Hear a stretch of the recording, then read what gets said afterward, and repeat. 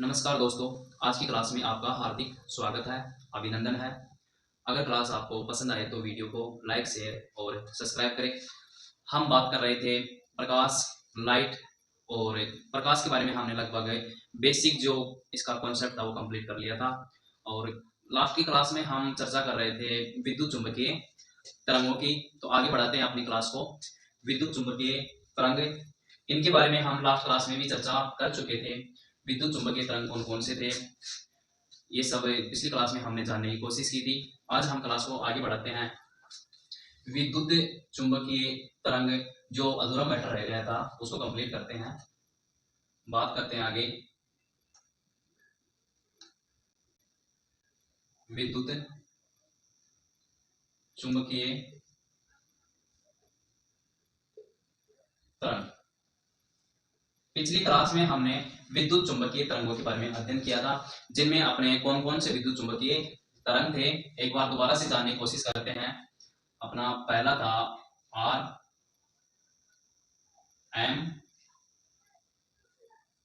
आई V U X, और last कौन सा था, G. R for radio, radio विकिरण।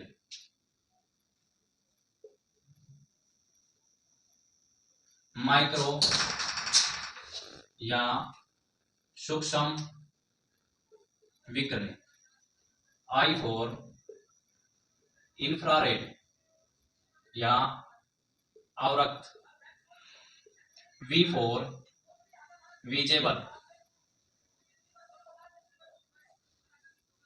या दृश्य प्रकाश, दृश्य प्रकाश। यू फॉर अल्ट्रावायलेट या अल्ट्रा विकिरण, इनको हम पराबैंगनी विकिरण भी कहते हैं। एक्स अपना था एक्स रेज, एक्स रेज। और G for gamma, gamma rays. यहां तक हमने कल लास्ट क्लास में क्लियर कर लिया था रेडियो विकिरणें क्या होती हैं, सूक्ष्म क्या होती हैं। रेडियो विकिरणें जो है वो रेडियो में, मोबाइल में, टेलीविजन में और रडार जैसी क्रियाओं में काम में ली जाती हैं। तो इनके बारे में चर्चा हो चुकी थी। आज हम क्लास को आगे बढ़ाते हैं। जैसे ये है अपने पास एक दृश्य प्रकाश, ठीक है। अब दृश्य प्रकाश में हमने 7 जो प्रकाश के रंग थे उनके बारे में जानकारी जुटाई थी। वो कौन कौन से थे? VIBGYOR, V I B G Y O R. ये अपने पास क्या थे? 7 रंग दृश्य प्रकाश में जो दिखाई पड़ते हैं, जिनको हम देख सकते हैं। एकमात्र विकिरणें हैं इस चैप्टर में जिनको हम अपनी आंखों से देख सकते हैं।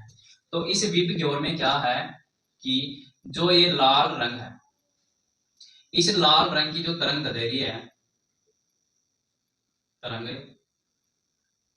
दैर्ध्य क्या सर्वाधिक होती है। यानी इन 7 कलर में जैसे जैसे हम दाएं से बाएं साइड में यानी कि राइट से लेफ्ट साइड में आएंगे तो इन रंगों की तरंग दैर्ध्य क्या होगी? बढ़ती जाएगी। और जो ये है वायलेट V4, इसमें क्या होता है? आवर्ती बढ़ती है और तरंग दैर्ध्य की लंबाई क्या हो जाती है? घट जाती है। यानी आवर्ती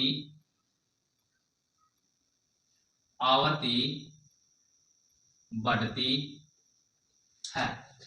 क्लियर? इनको सीक्वेंस में याद रखने की जरूरत है। सीक्वेंस में याद नहीं रखेंगे तो हमें कैसे पता चलेगा कि कौन से कलर की तरंग दैर्ध्य अधिक है, कौन से कलर की आवर्ती अधिक है। बात करते हैं आगे। जैसे जैसे हम जो रेडियो तरंगे होती हैं, उन रेडियो तरंगों से गामा तरंगों की ओर या गामा विकिरण बोल सकते हैं, उनकी ओर बढ़ेंगे या उनकी ओर जाएंगे तो आवर्ती तो क्या है? बढ़ती जाएगी और उनकी जो तरंग दैर्ध्य है वो क्या होगी?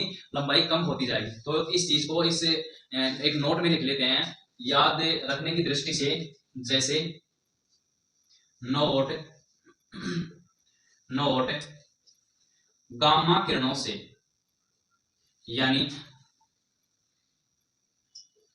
रेडियो तरंगों सॉरी रेडियो तरंगों से गामा तरंगों की ओर बढ़ेंगे तो जो इनकी आवर्ती परास है वो तो क्या होगी, बढ़ती जाएगी, और जो तरंग दैर्ध्य की लंबाई क्या है, कम होती जाएगी। नोट, रेडियो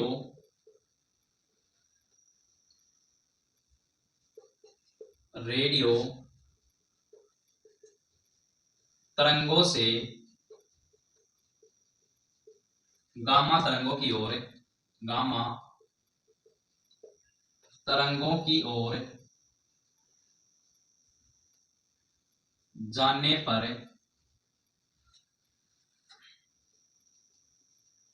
आवर्ती बढ़ेगी तथा तरंग दैर्ध्य की लंबाई कम हो जाएगी, कम हो जाएगी। क्लियर यहाँ तक? यानी जैसे जैसे रेडियो तरंगों से गामा तरंगों की ओर जाएंगे तो क्या हो जाएगी, जो आवर्ती है वो तो बढ़ जाएगी और जो तरंग दैर्ध्य की लंबाई है वो कम हो जाएगी। अब बात करते हैं आगे प्रकाश की विभिन्न परिघटनाओं के बारे में। जो प्रकाश है उसकी जो विभिन्न परिघटनाएं हैं उनके बारे में अध्ययन करते हैं।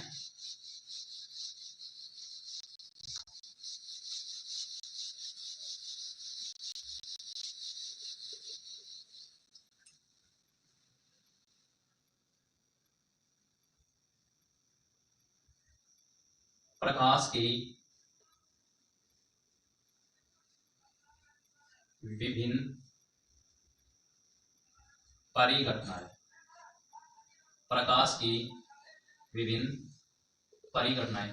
कल की क्लास में हम बात कर रहे थे कि जो प्रकाश है वो कुछ परिघटनाओं में तो क्या होता है, तरंग के रूप में पाया जाता है, और कुछ परिघटनाओं में क्या होता है, कण के रूप में पाया जाता है। तो आज हम उन्हीं की बात करते हैं कि वो कौन कौन सी परिघटनाएं हैं जिनमें प्रकाश तरंग के रूप में पाया जाता है, और वे कौन सी परिघटनाएं हैं जिनमें प्रकाश तरंग के रूप में कण के रूप में पाया जाता है। तो इधर तो ले लेते हैं तरंग प्रकृति, तरंग प्रकृति, और ये इधर अपना हो गया कण प्रकृति।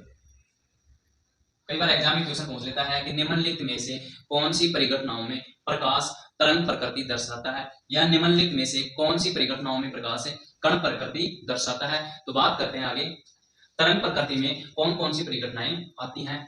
जैसे पहली है परावर्तन, परावर्तन रिफ्लेक्शन, परावर्तन, अपवर्तन, ध्रुवण और विवर्तन, और लास्ट हो गया अपना व्यतिकरण। ये जो परिघटनाएं हैं ये सब कौन से प्रकार की हैं, तरंग प्रकार की परिघटनाएं हैं। एग्जाम में क्वेश्चन आ जाए निम्नलिखित में से कौन सी तरंग प्रकृति की परिघटनाएं हैं, तो ऑप्शन देकर ही सही आंसर बता देना। बात करते हैं कण प्रकृति की। कण प्रकृति में कुल 2 परिघटनाएं होती हैं। जैसे पहला तो है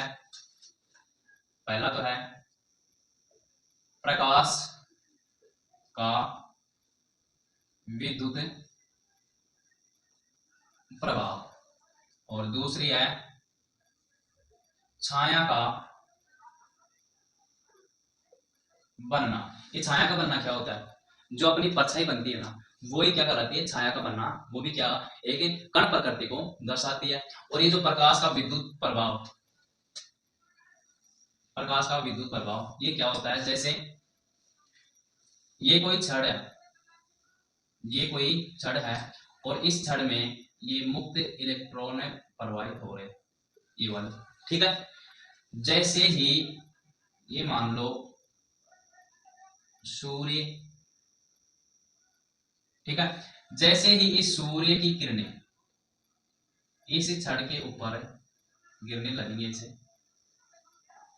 तो ये जो मुक्त इलेक्ट्रॉन जो है इन जो प्रकाश के किरण है, कण है, इनको क्या करेगा, अवशोषित करेगा।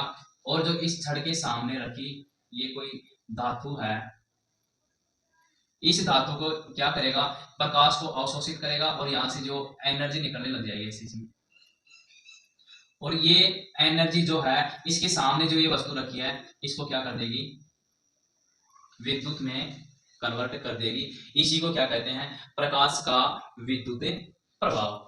बात करते हैं आगे, विस्तार से समझने की कोशिश करते हैं प्रकाश का परावर्तन, अपवर्तन, ध्रुवण, विवर्तन और व्यतिकरण। तो अपना पहला टॉपिक रहेगा प्रकाश का परावर्तन। क्लियर आता है, किसी को कोई दिक्कत? आगे बात करते हैं प्रकाश का परावर्तन।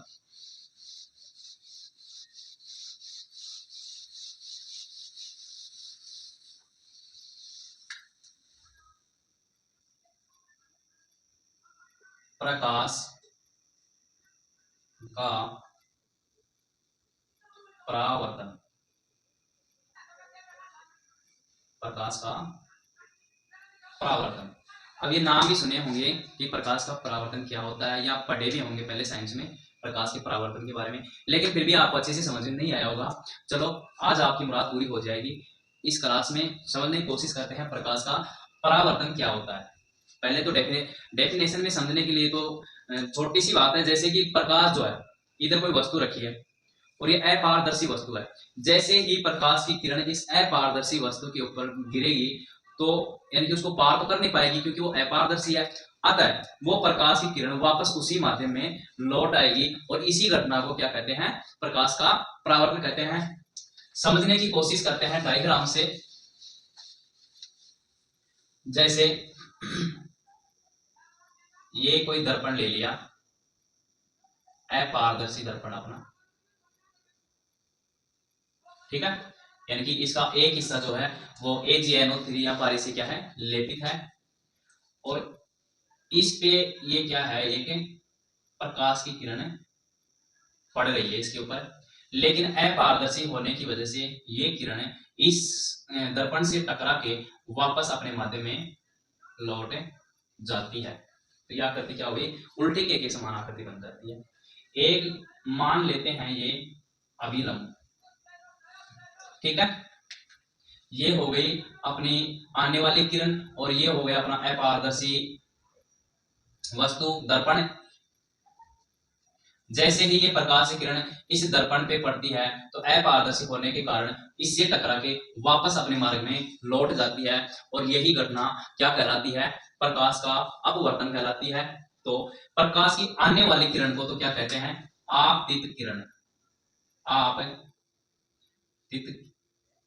प्रकाश किरण या स्मॉल आई, ठीक है। और वापस से माध्यम से टकरा कर वापस लौटने वाली किरण को क्या कहते हैं, परावर्तित परावर्तित प्रकाश किरण या स्मॉल आर। बीच वाली जो डंडी जो हमने अभी माना था इसको क्या कहते हैं, अभिलंब, और इसको स्मॉल एन से दर्शाते हैं, ठीक है। इनके बीच में बनने वाले कोण इसको तो कहेंगे थीटा आई, और इस वाले कोण को कहेंगे थीटा आर, क्योंकि ये वाला कोण तो जो है वो आपतित प्रकाश किरण के ऊपर बन रहा है, ये वाला जो है वो परावर्तित प्रकाश किरण के ऊपर बन रहा है।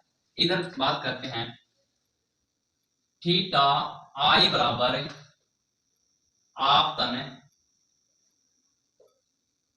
कोण और थीटा आर बराबर परावर्तन कोण। आशा करता हूं अच्छे से समझ में आ रहा होगा आपको कि ये प्रकाश का परावर्तन क्या होता है। डायग्राम से आपको और भी बढ़िया समझ में आ रहा होगा। ये डायग्राम बना दिया, इधर जो अपना ये माध्यम है ये क्या है, वायु, एयर। अब इसकी परिभाषा दे सकते हैं हम इसी डायग्राम के माध्यम से, कैसे कि प्रकाश की किरण किसी अपारदर्शी माध्यम से टकराकर पुनः उसी माध्यम में लौट जाती है, तो प्रकाश की इस घटना को हम प्रकाश का परावर्तन कहते हैं। फिर भी अगर लिखना चाहो तो लिख सकते हो, जैसे प्रकाश की किरणें, प्रकाश की किरणें किसी माध्यम में गति करती हुई अपारदर्शक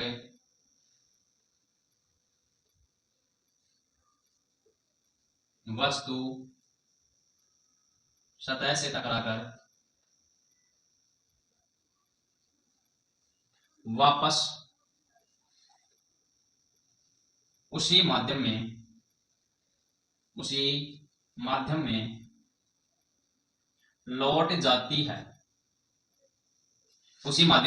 लौट जाती है, तो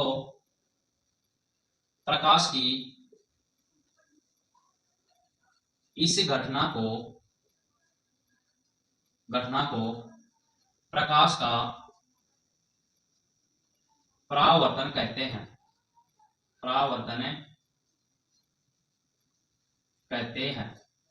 क्लियर? प्रकाश की किरण किसी अपारदर्शी दर्पण से टकराकर या वस्तु से टकराकर वापस उसी माध्यम में लौट जाती है, तो क्या कहते हैं उसको? प्रकाश का परावर्तन कहते हैं।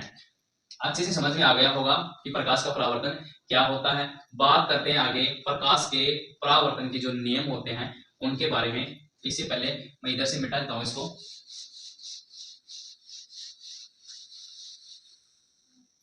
परावर्तन के नियम, परावर्तन के नियम, परावर्तन के नियम क्या होते हैं? जैसे पहला नियम है अपने पास, क्या है? सबसे मोस्ट जो है इसका नियम वो क्या है कि जो प्रकाश की जो आपतित किरण है, अभिलंब और जो परावर्तित किरण जो है वो तीनों एक ही तल में होती है। दूसरा नियम जो है उसमें क्या है कि जो प्रकाश का परावर्तन की क्रिया में जो आपतन कोण होता है वो एंड जो सेकंड परावर्तन कोण होता है वो दोनों का मान हमेशा बराबर होता है, समान होता है। जैसे प्रकाश की आपतित किरणें स्मॉल आई, परावर्तित किरणें स्मॉल आर तथा अभिलंब स्मॉल एन तीनों एक ही तल में होते हैं। क्लियर? ये हो गया परावर्तन का फर्स्ट नियम। सेकंड नियम देखते हैं, प्रकाश का आपतन कोण या थीटा आई व परावर्तन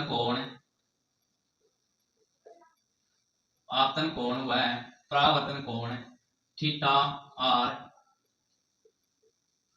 दोनों का मान बराबर होता है। अगर आपतन कोण का जो मान है वो 50 डिग्री आएगा तो परावर्तन कोण का मान भी 50 डिग्री ही आएगा। क्लियर? यहां तक। आगे बात करते हैं प्रकाश का परावर्तन। जैसे कोई एक एग्जांपल ले लेते हैं कि इसमें किस प्रकार का क्वेश्चन बन सकता है। जैसे एक प्रकाश की किरण, चलो मैं लिख ही देता हूं क्वेश्चन। एक प्रकाश की किरण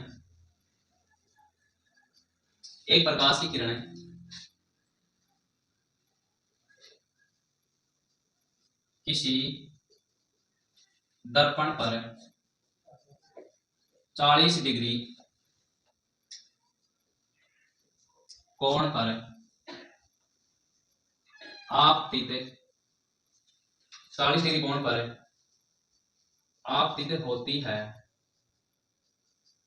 तो परावर्तन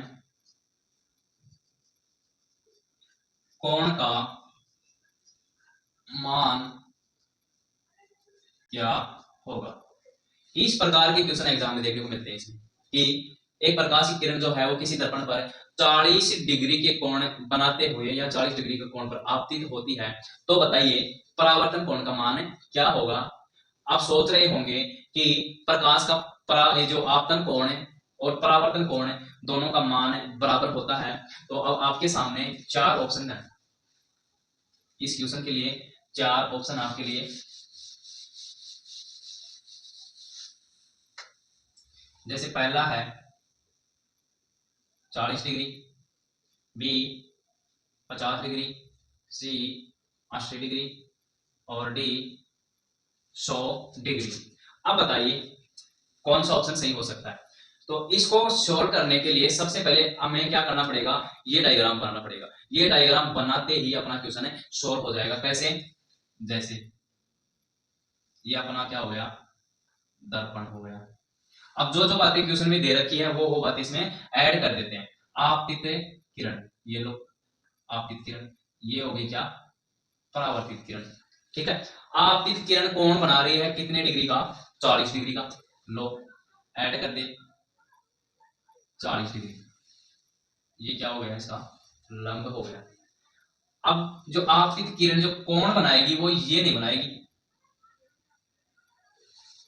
माध्यम वाला कोण बनेगा।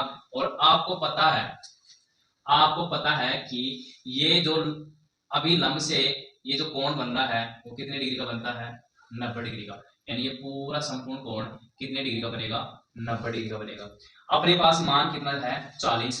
तो 90 में से 40 डिग्री क्या कर देंगे, माइनस कर देंगे, और अपने पास कौन सा मान आ जाएगा, ये परावर्तन कोण का मान आ जाएगा कितना, 50 डिग्री। अगर आपसे पूछे कि आपतन कोण का मान क्या होगा, तो आपतन कोण का मान भी 50 डिग्री होगा। अगर पूछे प्रश्न कि दोनों कोणों का मान कितना होगा, आपतन कोण प्लस परावर्तन कोण का मान कितना होगा, तो दोनों कोणों का मान 50 प्लस 50 डिग्री बराबर 100 डिग्री। तो इस क्वेश्चन का राइट आंसर हो जाएगा अपना 50 डिग्री। अच्छे से समझ में आ गया होगा प्रकाश का परावर्तन और प्रकाश के परावर्तन के नियम और एग्जाम्पल भी देख लिए। अब आगे हम बात करते हैं समतल दर्पण में परावर्तन।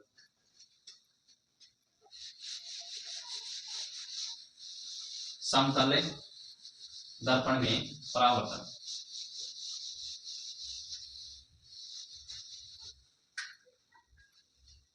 नेक्स्ट अपना टॉपिक है समतल दर्पण में परावर्तन। ये हो गया अपना नेक्स्ट बिंदु, समतल दर्पण में परावर्तन कैसे होता है, कैसा होता है।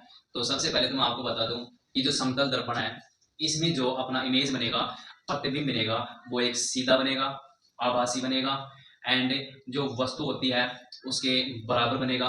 लेकिन एक चीज का ध्यान रखना है, जो अपना राइट साइड है वो तो लेफ्ट दिखाई देगा, और जो लेफ्ट साइड है वो राइट दिखाई देगा। यानी कि पार्श्व दिशाओं में प्रतिबिंब हमेशा उल्टा बनेगा, इस बात का आपको ध्यान रखना है। आगे बात करते हैं समतल दर्पण में परावर्तन। इसको समझने के लिए वो एक डायग्राम लेते हैं। जैसे ये कोई शीशा है अपने पास, घर में जो अपने ड्रेसिंग होता है उसमें जो शीशा लगा होता है, या अलमारी वगैरह में कोई शीशा फिट रहता है। जैसे हम उस शीशे के सामने जाके खड़े होते हैं तो अपना प्रतिबिंब उस शीशे में छप जाता है या दिखाई देने लग जाता है। तो वही क्या है, समतल दर्पण का परावर्तन है। जैसे ये कोई दर्पण है और ये हो गया इसका अभिलंब। ठीक है, यहाँ पे जैसे हम खड़े हैं, ये तो अपनी छाया या जो अपना जो बिंब प्रतिबिंब जो बनेगा वो सामने बनेगा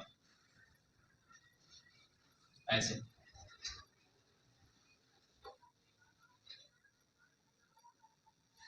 ठीक है, ये लेकिन इसमें एक चीज का ध्यान रखना है, जो अपनी जितनी दूरी उसे दर्पण से रहेगी, अब जो अपना प्रतिबिंब बनेगा वो भी अपने से उतना ही क्या रहेगा, दूर रहेगा। यानी कि दोनों की क्या रहेगी, समान दूरी,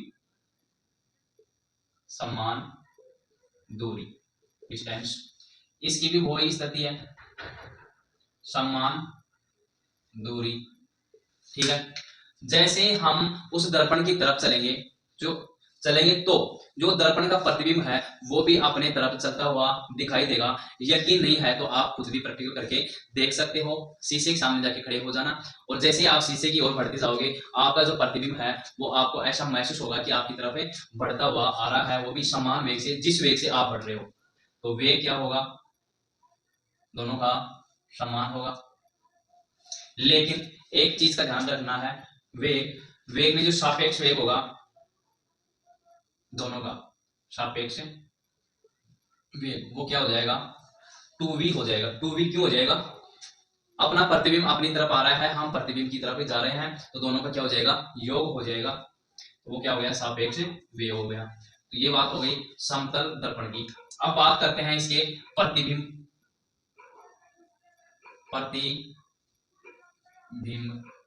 प्रतिबिंब कैसा बनेगा। एग्जाम में बहुत बार क्वेश्चन आ जाता है कि समतल दर्पण में किस प्रकार का प्रतिबिंब बनता है। 4 ऑप्शन दे देता है जिनमें से एक अपना राइट आंसर छुपा हुआ रहता है, तो वो कौन सा होता है। तो बात करते हैं पहली, जो इसमें इमेज बनेगी, जो प्रतिबिंब बनेगा वो कैसा बनेगा, सीधा बनेगा, सीधा बनेगा। दूसरी बात, आभासी, वर्चुअल बनेगा, यानी आभासी बनेगा। तीसरी बात, जो वस्तु होती है उसकी बिल्कुल जो लंबाई होती है वो एक समान बनेगी, लंबाई प्रतिबिंब वस्तु की लंबाई के समान, लंबाई के समान बनेगा। क्लियर। लेकिन एक बात का ध्यान रखना है कि पार्श्व दिशाओं में प्रतिबिंब हमेशा उल्टा बनेगा। पार्श्व दिशाओं का मतलब जो अपना राइट साइड है वो लेफ्ट दिखाई देगा और जो लेफ्ट साइड है वो राइट दिखाई देगा। तो पार्श्व दिशाओं में उल्टा प्रतिबिंब बनेगा, यानी लेफ्ट तो राइट दिखाई देगा और राइट लेफ्ट दिखाई देगा। क्लियर यहां तक। ये हो गया अपना समतल दर्पण में परावर्तन। आगे बात करते हैं प्रकाश का अपवर्तन। प्रकाश का अपवर्तन क्या होता है, ये तो आपको अच्छे से समझ में आ गया होगा कि समतल दर्पण में परावर्तन कैसा होता है। आभासी बनता है, सीधा बनता है, वस्तु की लंबाई के समान बनता है, और जो पार्श्व दिशा होती है उनमें क्या होता है, उल्टा बनता है। आगे बात करते हैं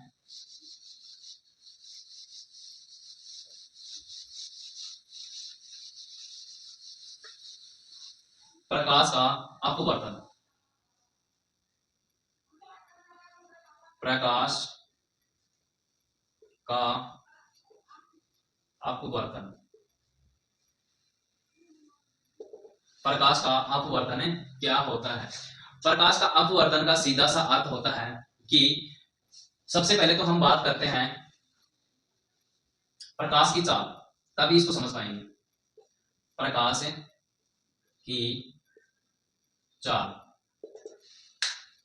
जैसे कल की क्लास में हमने देखा था कि प्रकाश की चाल जो है वो सर्वाधिक किसमें होती है, निर्वात में होती है। और निर्वात में कितनी होती है, 3.8 इंटू 10⁸ होती है। ठीक है, तो सर्वाधिक होती है निर्वात में, निर्वात से कम गैस, फिर द्रव, और सबसे कम होती है किसमें, ठोस में। ये बात आपको ध्यान रखने योग्य है।